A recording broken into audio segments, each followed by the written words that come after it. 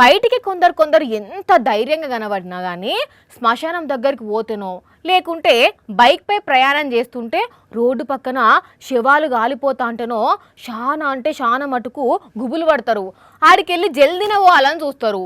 ఎంతైనా ఎవరికైనా శవాలను చూస్తే భయమే అవుతుంది కదా నుల్లా. అయితే ఈడ మాత్రం చూడుండ్రి, కొందరు దొంగలు శ్మశానంలోకి పోయి ఏం చేసిండ్రో.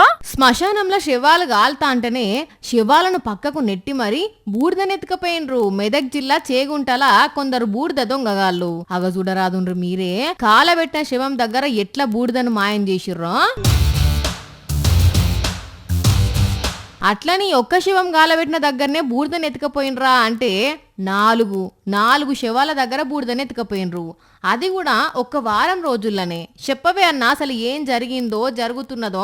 శవం పైన నీళ్లు పోసి మొత్తం ఆ శవాన్ని అంతా చిందరవందర చేసి పడేశారు. అంతకు ముందు దాన సంస్కారం చేసిన చితిలోంచి కూడా తల భాగం మొత్తం ఎత్తుకెళ్లారు. ఇన్నారు కదా, ఇదట అసలు ముచ్చట.